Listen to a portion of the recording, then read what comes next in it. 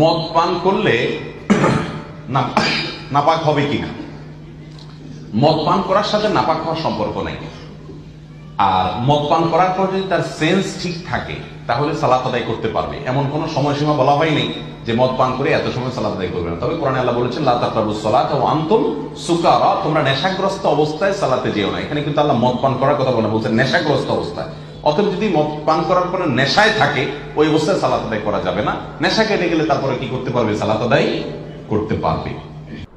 আমি আপনাদেরকে উদ্দেশ্য করে বলছি হালালগণদের, আপনারা আপনাদের ইমানের যাচাই করুন এবং কিতাব হাদিস ভালো করে পড়ুন যদি আপনারা সত্যিকারের আলেম হয়ে থাকেন। কিন্তু আফসোস, আপনারা সত্যিকার আলেম করতে হবেন। আপনারা তো মদকেও হারাম বানিয়ে দিয়েছেন। আপনি শেখ আহমদুল্লাহ, শেখ আহমদুল্লাহ, আপনি বলেছেন নামাজের আগে মদ খেয়ে ফেললে, মদের নেশা কেটে গেলে এরপরে নামাজ পড়তে পারবে, নামাজ অবস্থায় না খাইলে হলো। এই আপনাদের ফতোয়া। অথচ এই আয়াতটা হচ্ছে মদ হারাম হওয়ার যেই আল্লাহ একটা ধারা করেছে, এই ধারার হচ্ছে আয়াত। আল্লাহ দাফে দাফে দাফে দাফে মদকে হারাম করেছেন, তার মধ্যে একটা আয়াত হচ্ছে এটা।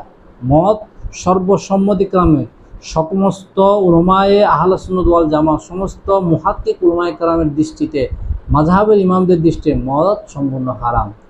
আর সেই জায়গায় আপনি বলতেছেন যে মদ হালাল।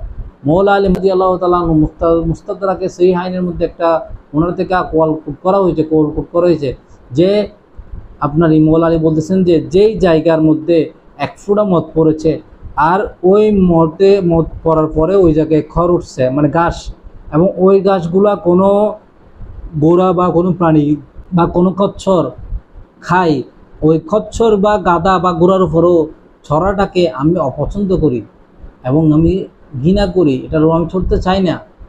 অপছন্দ করেছেন মৌলানা। কতটুকু ফরজ করেছেন সাহাবায়ে কেরাম। ফারুক আজম রাদিয়াল্লাহু আনহু মদ যখন হারাম হয়ে গেছে তিনি আল্লাহ তাআলার শুকরিয়া আদায় করলেন।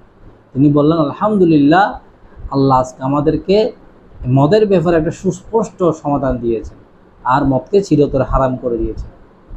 আপনারা আপনাদের ইমানকে আগে, আপনার ইমানকে যাচাই করুন। আপনারা মিল্লাতকে ধ্বংস করে দিচ্ছেন, একটা হারাম বিষয়কে আপনারা হালাল করে দিচ্ছেন। আল্লাহ আহলে হাদিস এবং এই ফাতিন, এই খেয়ানতকার আলেমদের থেকে আমাদেরকে হেফাজত করুন। ওয়া আখিরু দাওয়ানা আলহামদুলিল্লাহি রাব্বিল আলামিন। আসসালামু আলাইকুম ওয়া রাহমাতুল্লাহি ওয়া বারাকাতুহু।